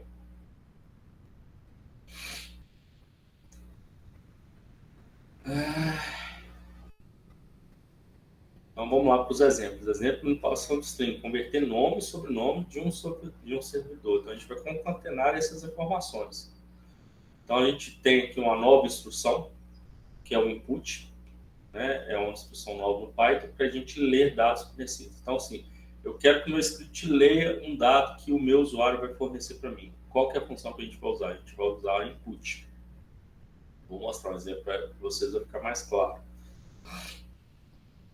A cláusula fstring é a string formatada, que é o que eu falei para vocês lá, uma string diferenciada. Ela é feita, usa chaves, né? E começa com um fzinho na frente. Qual que é a vantagem dela? A gente consegue imprimir variáveis dentro dela. A gente vai ver um exemplo, vai ficar mais fácil também. Então aqui vamos lá, por exemplo. A entrada, nome é igual a input. Digite o nome do servidor. Então ele vai parar, o programa vai rodar essa primeira linha e vai parar esperando digitar o nome da pessoa. Aqui a mesma coisa, ele vai parar esperando o sobrenome. Depois ele vai processar isso, vai concatenar isso. Vai falar que o nome completo vai receber o nome da pessoa, mais um espaço, mais o sobrenome da pessoa. E depois a gente vai fazer o print. E aqui está a string formatada, que é um F aqui na frente dela. A gente coloca um F, abre e fecha parênteses, e dentro dessa string, o que a gente quer que ele não seja literal, que seja uma variável, a gente coloca entre colchetes. A gente vai imprimir literalmente nome completo do funcionário, 2 pontos, espaço, e aqui entre colchetes a gente vai colocar a variável que a gente quer que seja impressa, que é o nome completo, que é esse valor aqui. Se a gente não colocasse o colchete aqui, ele iria imprimir nome completo do funcionário, nome completo, né? Não iria saber que a gente queria o conteúdo dessa variável, desse objeto, né? E não o nome completo. Então, se eu tiro, né, esse colchete daqui, ó, tá vendo que ele interpreta que isso aqui é literalmente isso aqui tudo? E aí, gente, o resultado que vai ser aqui vai ser nome completo do funcionário, nome completo. Aqui, ó, a primeira parou, perguntando para mim qual dito o nome do servidor, Renato. Dou um Enter. Godoy. Dou outro Enter. E aqui, ó, ele não me deu o nome completo, porque ele não sabe que esse nome completo é uma variável. Para ele saber que isso aqui é uma variável, eu tenho que colocar entre colchetes. Então, vamos lá de novo, ele vai parar de novo, perguntando o nome.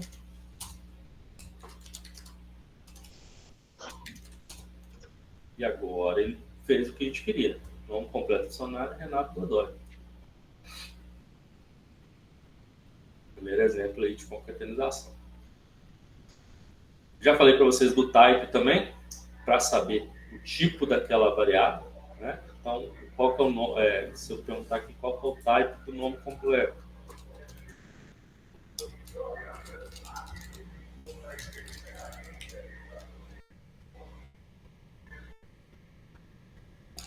Vou botar isso aqui para facilitar a minha vida.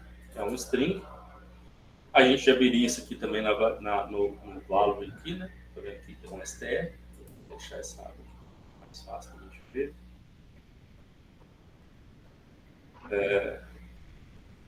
Então vamos lá, exemplo 2, formatar o e-mail institucional.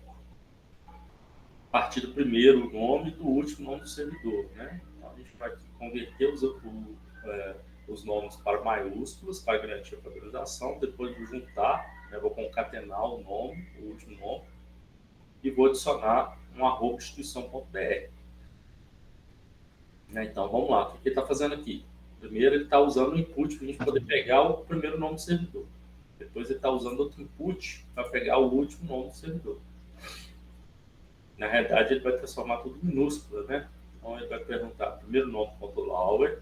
Vocês estão vendo aqui que tem esse abre e fecha parênteses aqui. Isso aqui não é opcional. Isso aqui é obrigatório, esse abre e fecha parênteses aqui. Porque lauer é um atributo que é uma função. Ele está executando uma questão, uma função. Ele está transformando essa variável em outra coisa. Então, para executar, a gente tem que indicar isso com abre e fecha parênteses.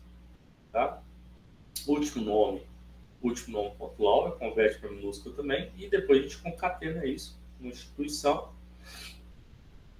Aqui ele está usando o replace também para tirar os espaços em branco, porque e-mail não tem espaço em branco, e a gente retorna aqui o e-mail. Vamos lá. Renato. Digitar tudo maiúsculo aqui para mostrar o que está fazendo. Opa, funcionou. Renato Godoy@instituição.br. Pessoal, alguma dúvida até agora? Como eu disse, vai ficar mais claro quando vocês começarem a botar a mão na massa.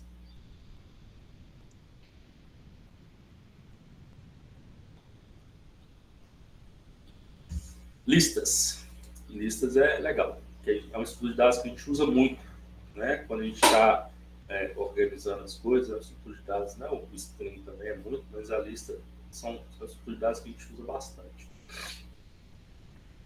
Lembra lá que eu mostrei para vocês a primeira operação, que era o append, tem um insert, né? Então insere no final o append. O insert, você pode informar em que posição da lista eu vou inserir o objeto. Tem um remove para remover o valor da lista. Então eu quero remover o valor 4. Ele vai lá e remove, independente da posição que o 4 estiver. O sum, mostrei para vocês que é uma função built-in do Python, então é uma função que executa para a lista, mas executa para outras questões também, né? Com string também, ele soma.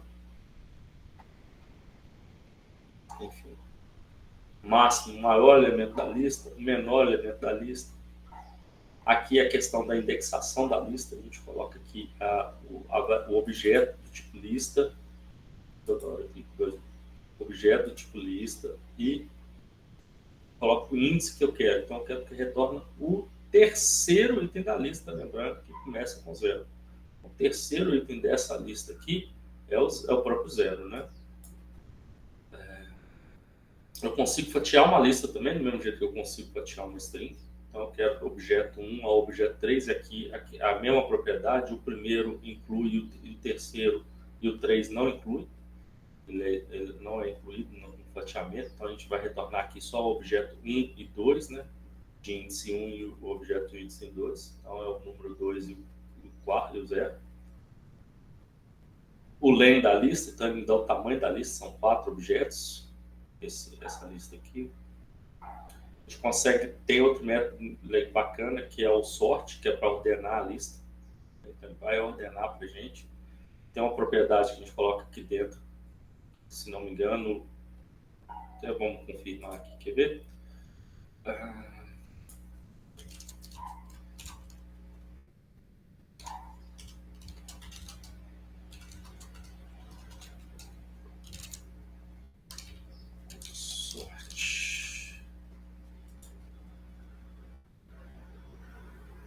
Não print, né? Porque nem sempre.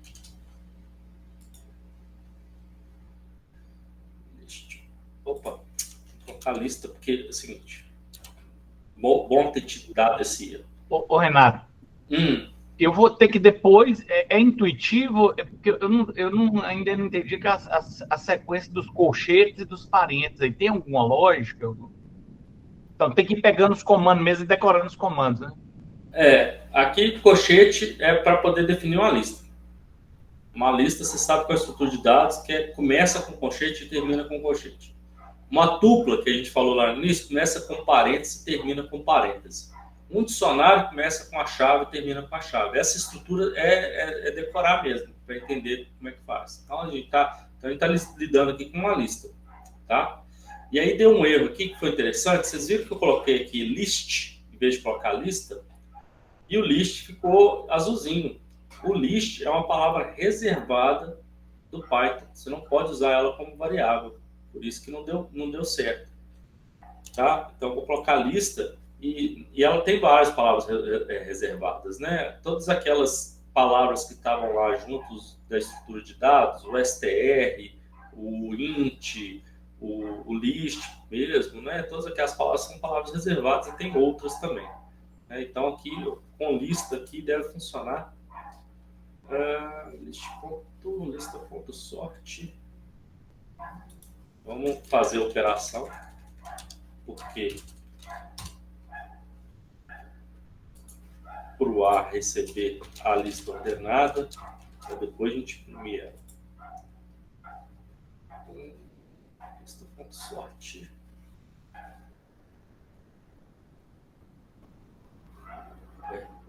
Funcionando.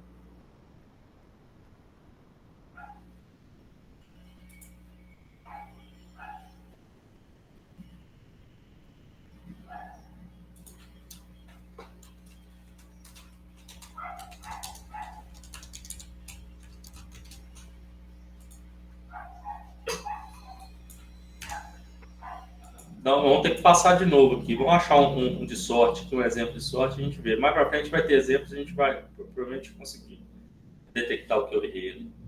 Tá? Então, o in também da lista, e aqui, por exemplo, o 5 vai funcionar, porque essa lista é uma lista de itens, né?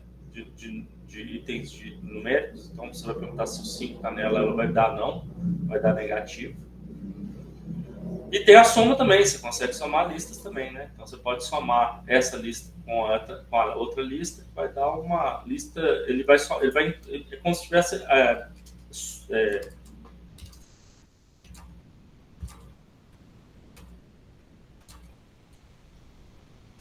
dando um append naqueles itens de uma lista no outra lista e gerando uma lista maior. Tá vendo aqui? Ele gerou uma lista maior somando, dando append desse item aqui, dando append desse item aqui. Adicionando. Então, vamos lá, o append, a gente já viu,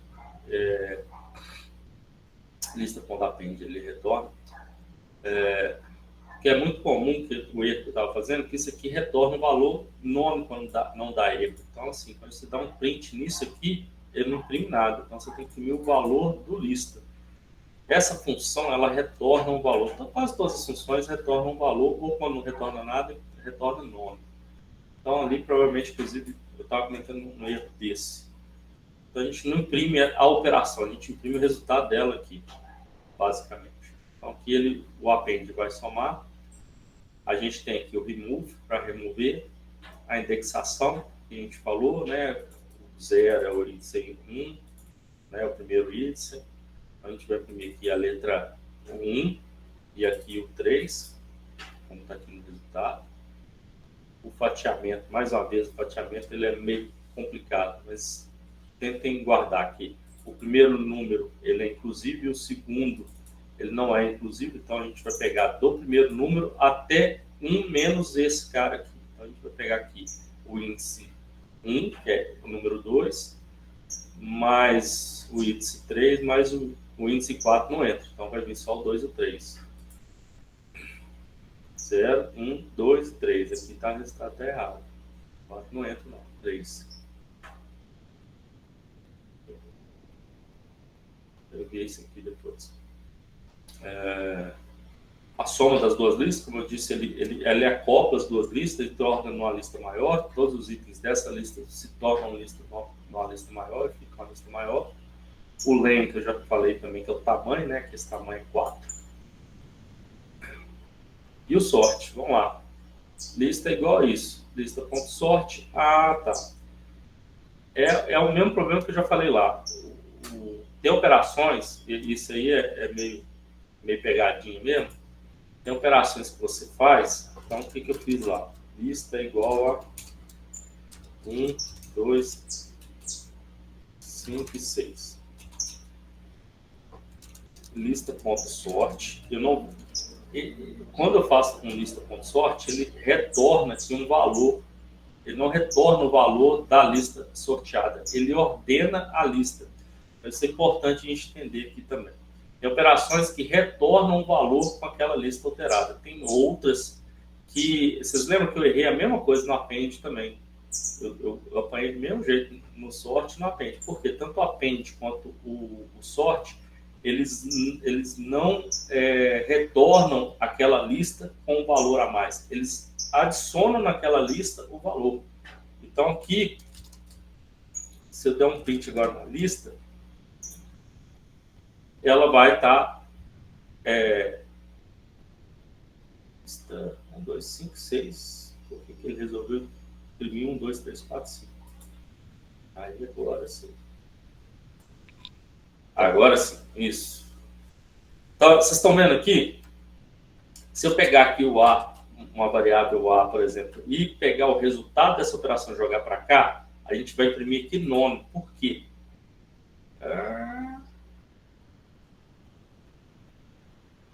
Na verdade, tem que imprimir o A aqui. Vai imprimir nono. Por quê? Porque essa operação aqui, ela vai colocar a lista em ordem e não vai me retornar essa lista em ordem. Ela vai só colocar ela em ordem. Então, eu não preciso jogar ela para nenhuma variável. Só executar ela aqui e aí a gente vai fazer. É a mesma coisa com o append também. Né? Se eu fizer aqui um lista.append, colocar aqui um número 0, por exemplo, imprimir, tá vendo aqui? Eu não posso jogar isso para uma variável, ele ordenou primeiro e depois colocou o 0, por isso que o 0 está aqui no final, inclusive, né? Se eu depois ordenar de novo,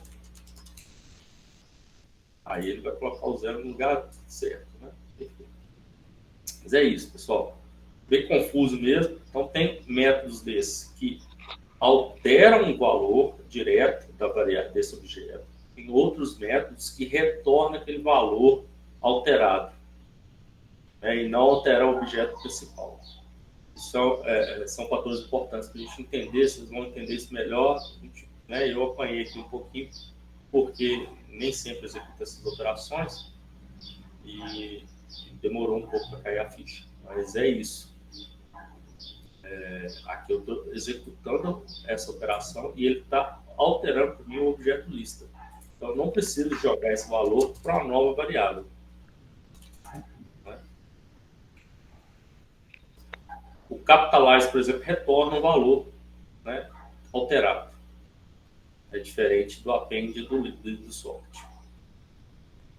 Então, aqui a gente tem um novo exemplo, que é o soma. Né? Aqui é tranquilo também, ele soma todos os números, todos os itens aqui, já tinha mostrado isso para vocês também. O mínimo, ele pega o valor mínimo daquela lista. O máximo, ele pega o valor máximo da lista, é bem intuitivo isso. O in, ele pergunta se aquele item está dentro daquela lista. Então, que está na lista, nome é igual, ele vai estar verdadeiro ou falso. Então, vamos no exemplo de manipulação de listas. Entrada, servidores, né, o nome input, a gente vai pegar um novo servidor e pergunta se está na lista ou não. Então, o que a gente vai fazer aqui? Eu tenho uma lista pré-determinada e vou perguntar se o servidor Renato está nessa lista. O servidor público está na lista de ativos? Está falso. Essa é a lista de servidores ativos, né? Então, eu pergunto se está na lista, está falso. Agora, se eu executar de novo, perguntar se o Fernando está na lista, ele tem que me dar um true, um verdadeiro, né? Porque o Fernando está aqui na lista de servidores ativos. E se eu colocar Fernando minúsculo, ele não vai achar o Fernando, não. Vai falar que é falso, que o Fernando não está lá. Tá, pessoal? Então, aqui a gente vai adicionar novos itens ao cadastro de produto, né? Então, a gente vai dar um append na lista. Aqui está o exemplo, ó, a gente está um produtos.append, né? Não está jogando isso para outra variável, a gente só está dando append nessa variável, ou seja, ele está alterando o produto e adicionando o novo produto lá.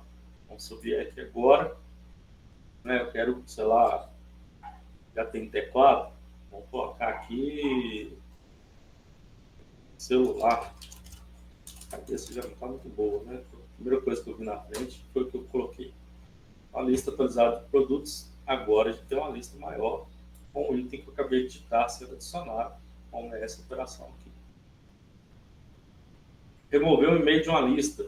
Então, vou solicitar o e-mail a ser removido, remover o e-mail da lista de e-mails e a lista atualizada de e-mails. Então, aqui eu tenho uma lista de e-mails. Eu quero remover um e-mail, então eu vou digitar qual e-mail que eu quero ser que remova. E aí a gente vem na primeira estrutura de condicional, né? If. If é se, né, em inglês. Então, se e-mail a remover está na lista de e-mails, né? Nessa lista de e-mails, então a gente vai remover. Né? A gente vai dar um e-mail ponto remove. Por que a gente faz essa pergunta antes? Porque se eu der um remove no objeto que não existe, vai dar erro, né? O sistema vai dar erro. Então, por exemplo, se colocar Renato, @instituição.com, e de remover o e-mail que não existe, ele não removeu nada, né? Porque ele chegou aqui nessa parte, perguntou, Renato@instituição.com está nos meus e-mails? Não está, então eu não vou fazer operação nenhuma. Ele vai pular esse código, está vendo que esse código está indentado? Então, se tudo que tivesse indentado aqui, ele pularia e vai para a próxima linha, né? Eu poderia colocar aqui também, ó, em print, passou no if. Então, vamos lá. Só para a gente saber, ó. Renata@instituição.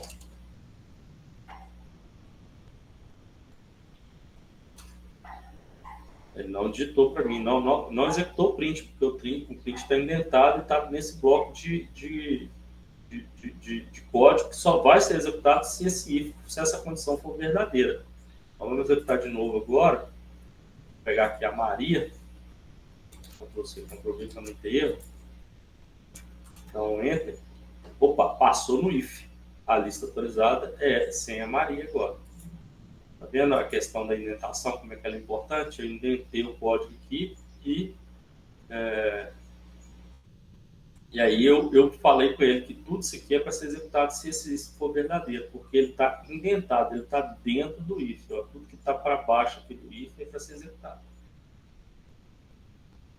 E é isso. Pessoal, mesma técnica que a gente já usou, né? Agora a gente vai abrir a lista de exercício que é em aula, né? Mas como é que está estruturado os exercícios? Né? A gente tem os exercícios e tem aqui alguns complementos para vocês fazerem, né? Então, assim, cria um string chamado. Então, assim, os exercícios estão bem tranquilos, né? A gente coloca aqui espaço branco para poder vocês completarem e chegarem na solução, né? Que a gente pede. Então, aqui, formatação string, né? exercício 2, enfim, vários exercícios, são bastante exercício aqui, não são só 10, não, são mais do que 10. Porque tem duas listas aqui de 10, na realidade, são 20 exercícios. E além desse, a gente tem a outra lista, que é os exercícios para serem feitos depois, né? Realmente essa estrutura aí vai dar uma quebrada se vocês fizerem agora. O ideal é vocês fazerem junto mesmo para poder acompanhar